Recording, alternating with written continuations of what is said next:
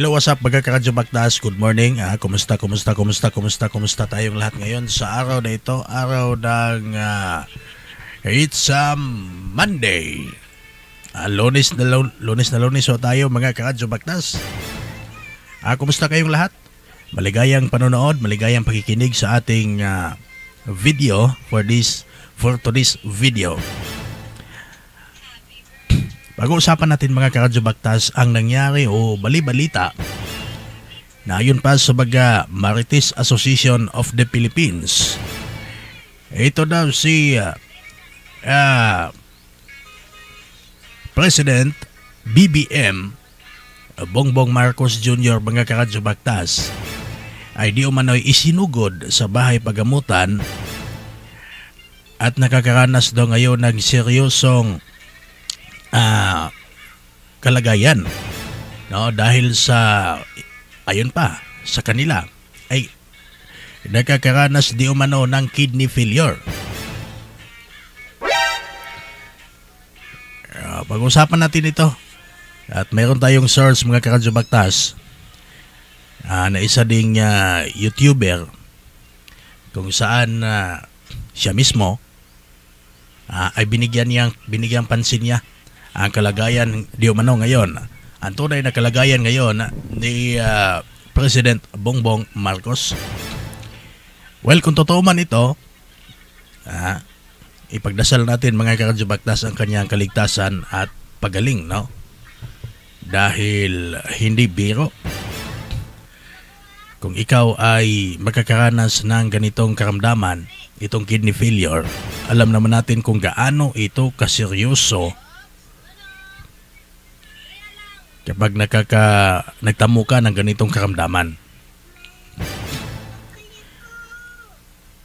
Noong isang araw o nakarang araw ay isang miyembro ng broadcaster sa Davao del Sur ang pumanaw dahil din sa kidney failure, multiple organs failure. Isa dito ang kanyang puso, heart problem, no, kaya pumanaw yung ating kaibigan na broadcaster na si Kenta Baylasya. Ngunit ngayon itong napabalita patungkol kay President Bongbong Marcos mga karadyo Baktas ay seryosong banta ito. Hindi ito pwedeng gawing malaking issue, no? Pro Duterte ka man, anti-Marcos ka man, pero ang ganitong banta ay hindi natin pwedeng, tawag dito? Hindi natin ilagay sa ating isipan kung ano man ang nangyari sa ating idolo, sa ating sinusuportahan na si President Duterte, ay dapat manaig pa rin mga karadyo Baktas ang respeto at ito bang tinatawag natin na suporta sa ating gobyerno sa panahong ito. Panoorin natin ang kumpletong detalye kung ayon pa si President Bongbong Marcos di umano ay nakakaranas ng kidney failure. Ito ay kumpirmado. Kaya naman inaabangan kung magsasalita si BBM para mapatunayan na wala siya sa ospital at hindi siya nakaratay sa sakit dahil karapatan ito ng taong bayan na malaman. At kung totoo man ito ay kailangan si BP Sara ang maging pangulo, hindi kung sinong ma-interest na wala namang mandato. Yung health ni BBM and yung constitutional succession, security ni Inday Sara, and yung ng taong bayan, no? Dapat bantayan ng taong bayan. Number one, si BBM, ang lumalabas sa balita, dinala daw sa ospital. No? Hindi ko agad binablog yon kasi gusto kong i-confirm ng ating mga intel.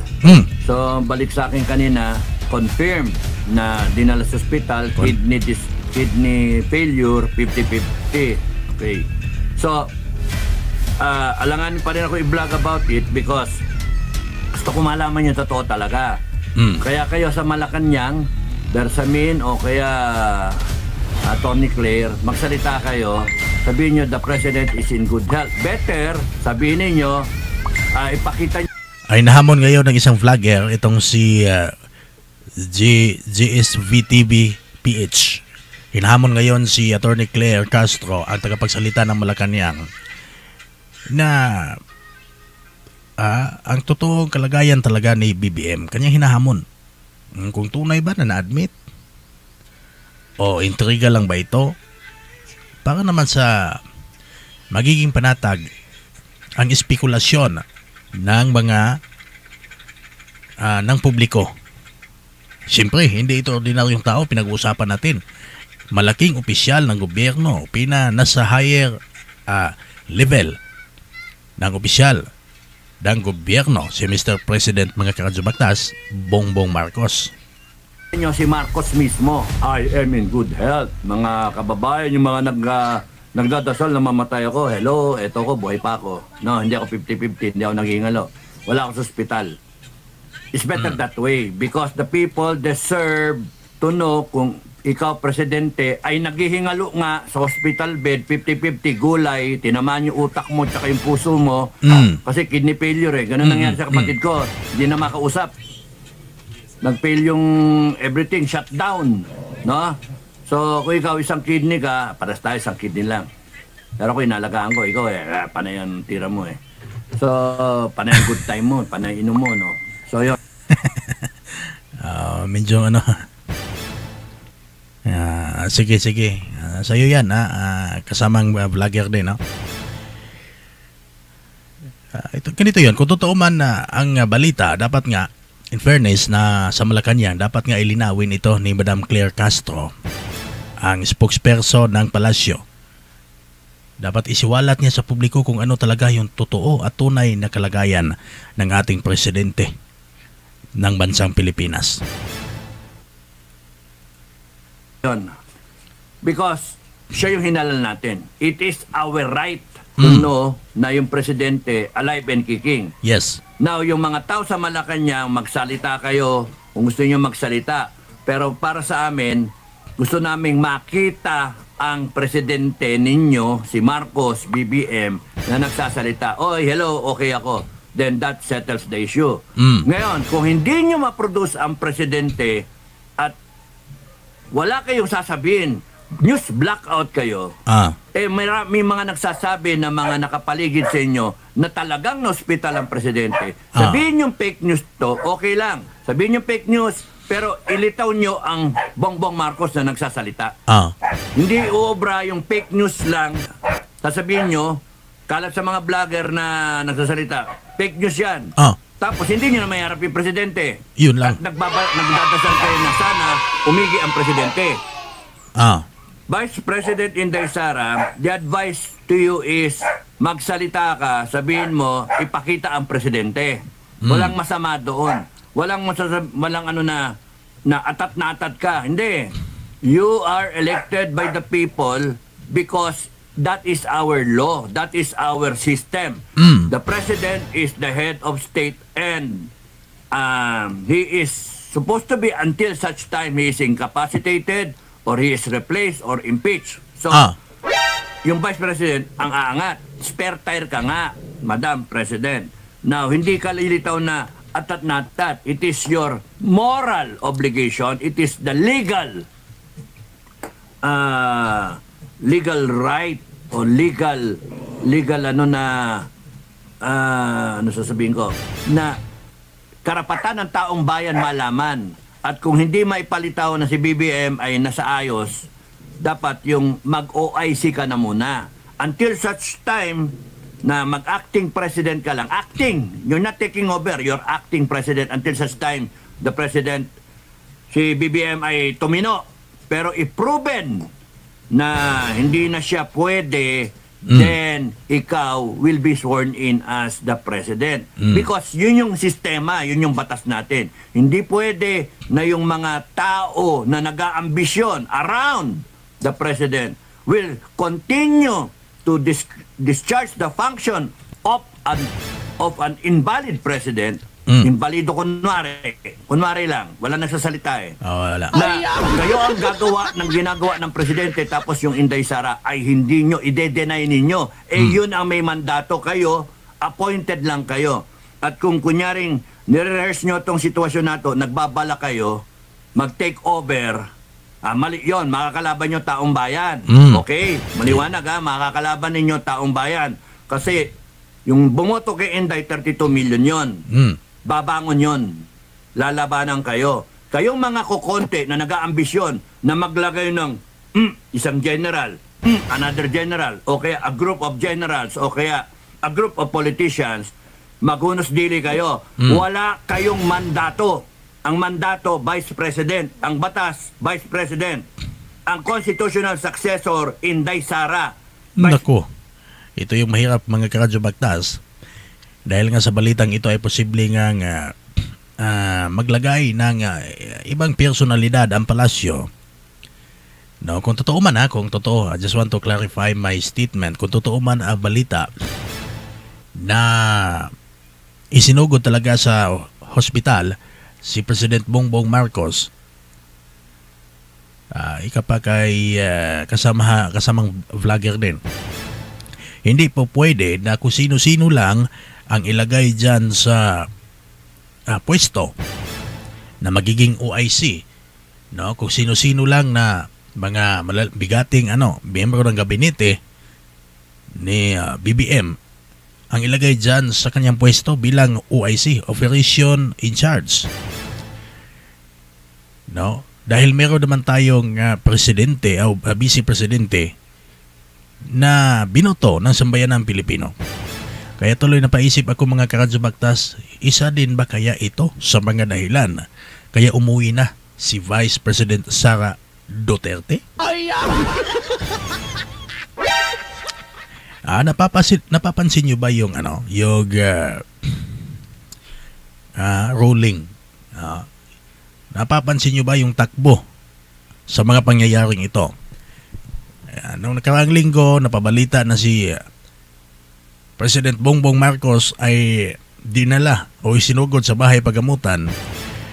Ikagabi lang, pasado alas 6 ng gabi, napabalita naman na si Vice President Sara Duterte ay lumapag na yung kanya sinasakyang eroplano mula sa the Netherlands dahil sa pagbisita sa kanyang ama na si former President Rodrigo Roa Duterte. Kagabi, nakarating sa nakauwi na dito sa Pilipinas si Vice President Sara Duterte. Isa din kaya itong dahilan o isa din kaya ang rason na ito sa kanyang pag-uwi? Dahil sa balita na isinugod sa bahay pagamutan si President Bongbong Marcos. Ipagpatuloy natin yung statement ng ating idolo na vlogger. President, nagkataon Duterte ang apelido niyan. Pero tumakbo yan certified nanalo.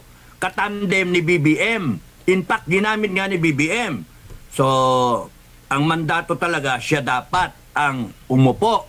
Hindi kung sino man na nag-aambisyon. Kung sinabi sa akin, sana nga matsugi na 50-50 sana mag 60-40. Wag naman ganyan Batang-bata talaga. Yan yung karma nasobrahan. Ngayon, ang sabi ko nga paano kung kunyari meron niyang prepared na speech just in case na ganyan. So ito hindi natin kung baka sakaling hindi niya alam na kunyaring si isang possibility, hindi niya alam na si Digong dadalhin sa The Hague, no? Tapos nung nalaman niya, Sir, bossing, good news. Papunta na eroplano sa The Hague. Tapos nagsalita siya. So inako niya yung di ba, lumalabas yung sabi pa ng isa na kabinete, kasama siya sa pagplano, etc. etc. Ewan natin, di natin alam yung kwento. But ang pinupunto ko, pwedeng si BBM ay may prepared na speech na ihaharap sa taong bayan. Huwag kayong basta-basta maniniwala na kunyari sinabi na dahil sa ganito, ganyan, I'm declaring martial law. Prepared na.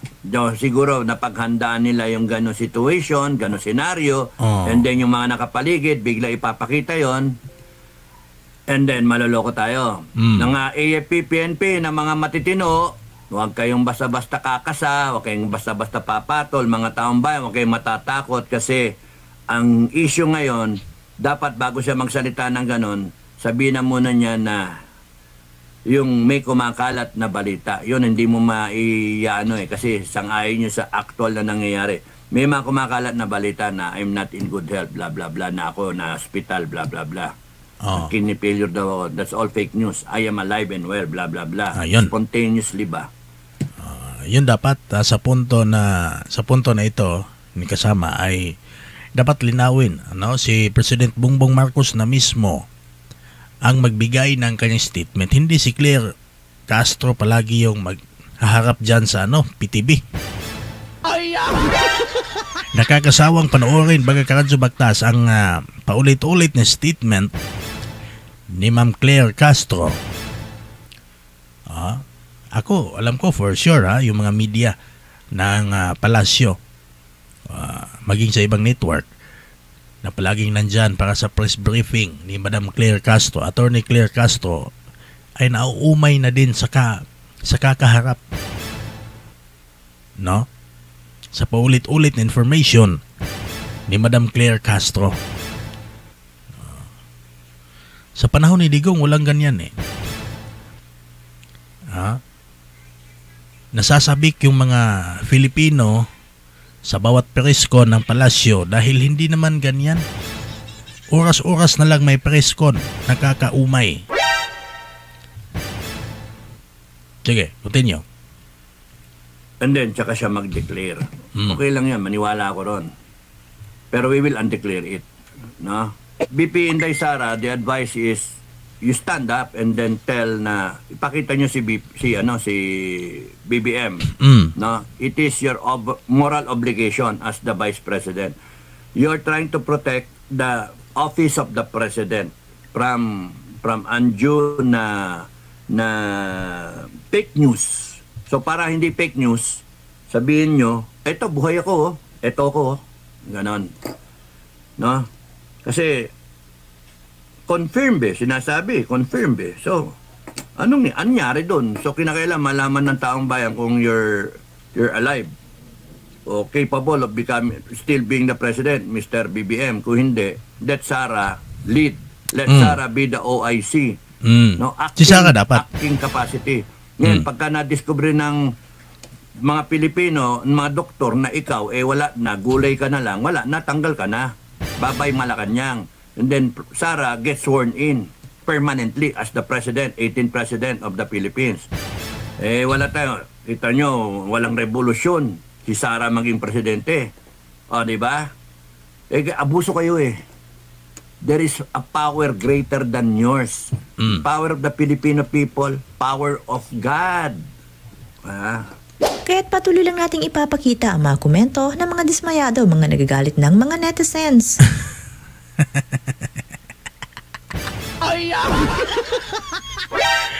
Yun na baga ng explanation. Actually hindi ko siya kilala, pero nakita ko lang yung kanyang YouTube channel na interesting yung kanyang explanation. Hindi naman tayo nagpo-promote ng mga fake news, but yung kanyang explanation naman, mga Karadyo Baktas, ay may laman. May laman talaga na information na maganda para sa publiko.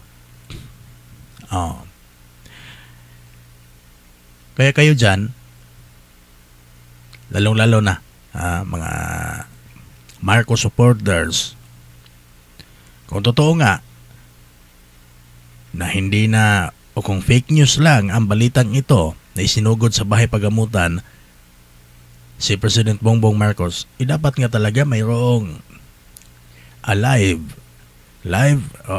replay or edited video clip na magpapakita na si President talaga yung magbibigay ng kanyang statement na siya ay okay, na yung senaryo na kumakalat sa social media ay fake news. So abangan natin ang iba pang karugtong ng intrigang ito kaugnay nang di umano'y pagsugod kay President Bongbong Marcos sa bahay pagamutan o sa hospital dahil nga raw sa kidney failure. Susubaybayan natin ito mga karadyo baktas. Yun lang muna, hanggang dito lang muna tayo yung ating chismis sa umagang ito. Sa bago pa lang nakapanood ng ating video, please subscribe my YouTube channel and hit the bell upang sa ganun ay manotify ka sa mga bago nating video at upload. Maraming salamat mga karadyo baktas. Adjourn.